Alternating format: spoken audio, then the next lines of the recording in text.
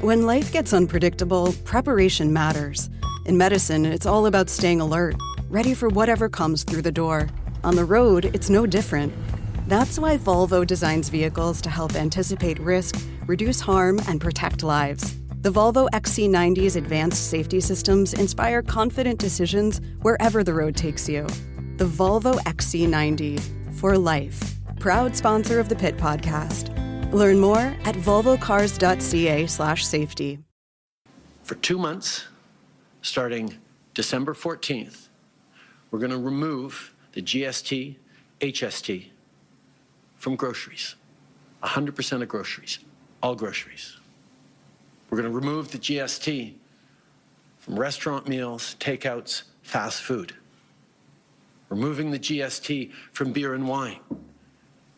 Removing the GST for essentials like kids' clothing, footwear, diapers, and toys.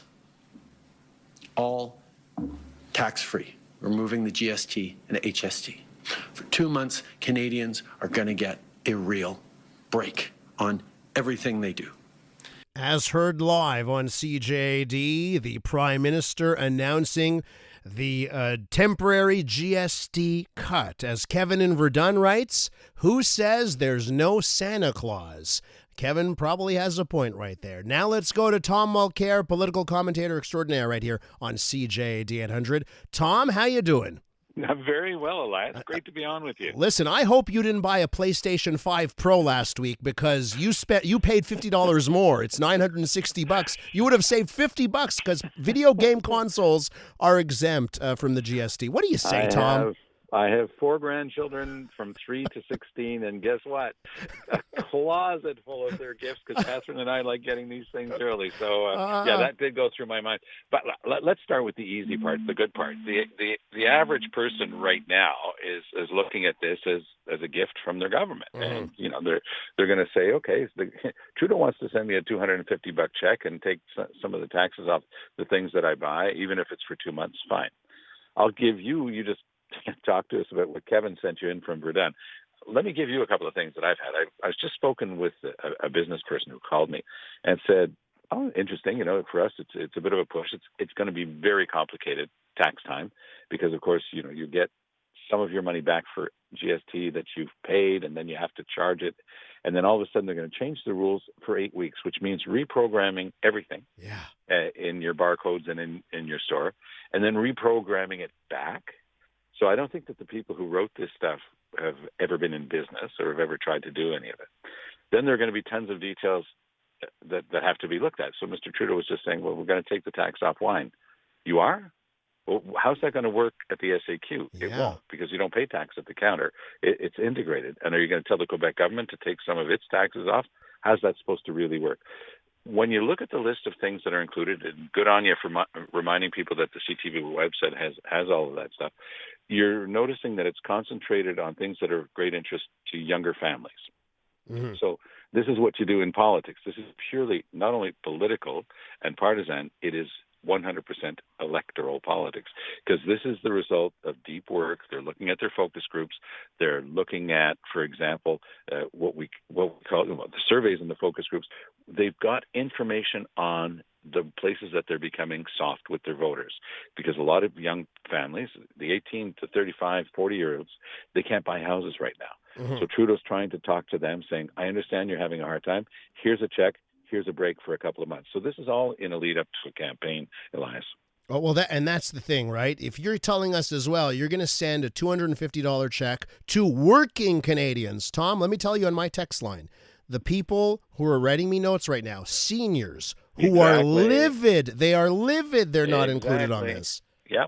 And what was the Bloc trying to do in the past couple of months? It was trying to get Trudeau to give 65 to 74-year-olds the same tax break that Trudeau gave to 74 and over, because it's an interesting tax break. But Trudeau kept that category out. And as you correctly said in your lead-up, this is the one category of voters that's still with the Liberals. Yeah. Trudeau is taking them for granted because he's willing to spend money that he doesn't have to try to get other votes. So let's talk about the spending money that you don't have right now, because this is exactly the position that Quebec's in. What happened in 2022? Legault's heading into an election. He starts sending out $500 checks and a promise of another check between $400 and $600 after the election. Mm-hmm. He sent both, to his credit. I mean, he said he was going to do it. And then, because he was in trouble because he was supposed to be all about cutting taxes, he started cutting taxes for high earners and some categories of seniors. Well, guess what? You can't spend billions and billions of dollars, which is, by the way, what Trudeau's going to do by sending out those checks, and at the same time cut your revenues. It's impossible. So Quebec is, for all intents and purposes, insolvent. They're going to put forward numbers today that they're going to get to say, oh, this shows that we're on the right track. Balanced budgets 4 or 5 years down the road. It's not as bad as we had predicted, but it's all sleight of hand because they're lying about what cuts are actually going to be made in the healthcare sector. And again, that's a direct service to the population. That's the last thing that should ever be touched. So fast forward. The feds are in dire straits. Trudeau's 20% behind in the polls. He's spending heavily to try to shore up the perception that things are being done on housing. The market is actually getting better, and that's to the advantage of the Liberals because it's one of the key strong points of Poilievre. But I think a lot of this stuff is just buying votes with people's own money. It's an old strategy, but I don't think it's going to work long term. And I have to ask you to get into the weeds here. We probably don't have an answer here, but doesn't this put pressure on the Quebec government? Because Trudeau is saying it's the GST and the HST, right? And the harmonized tax, yeah. We don't have that in Quebec, right? So now, doesn't that fall on Quebec now to say, well, geez, are we going to drop our 9.975% tax as well for these 2 months? Which, of course, they can't do. They can't, yeah. Quebec isn't just broke. As I say, it's borderline insolvent. Mm-hmm. So the reason that they have to put up these juiced up numbers today in Quebec City is because the financial markets are looking at Quebec's books and saying, you guys are broke, you're bad credit risks, we're going to increase the cost of borrowing for the province of Quebec. And of course, once you start that death spiral, it's something you can't get out of because you have to borrow more to pay off even more debt, and it's all money being thrown out the window in interest. Trudeau's in exactly the same position, by the way. We have close to a $50 billion a year structural debt. I was listening to Chrystia Freeland's cheery evaluation of that before, saying, oh, no, everything's getting much better, and we're doing so much better than other countries. Yeah, sure. Look, let's worry about ourselves. And what I'm worried about is I'm seeing the exact same behavior in Ottawa that I saw in Quebec City 2 years ago. Mm-hmm. You're going to spend a whole bunch of money to try to buy votes. You're going to cut taxes to try to buy votes. And guess what? You cannot do both at the same time and keep books that are anything resembling balanced. Tom, if you're Pierre Poilievre, how do you respond to this one? I think Poilievre has learned, and he's becoming a very good politician, and he's listening to smart people around him. He's got good reflexes on his own, but he's becoming quite good. He's going to say that a break is always welcome. He's not going to say, "Oh, I'm really disappointed they're taking the tax off diapers. That probably should have been done a long time ago." But what he will say is that there's no thinking behind this. So Trudeau gets to go around crowing, oh, Pierre Poilievre wants to take away your $250 check.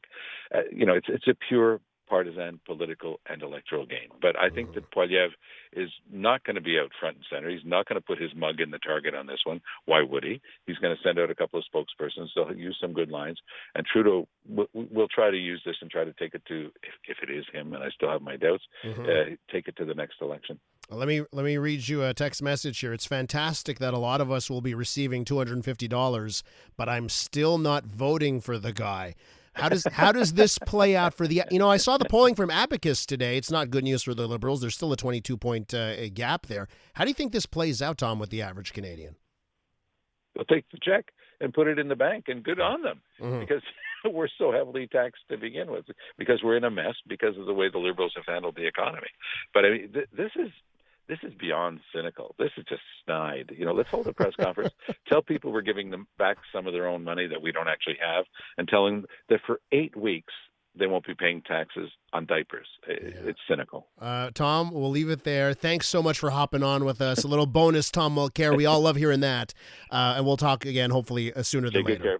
Talk to you soon. All the best.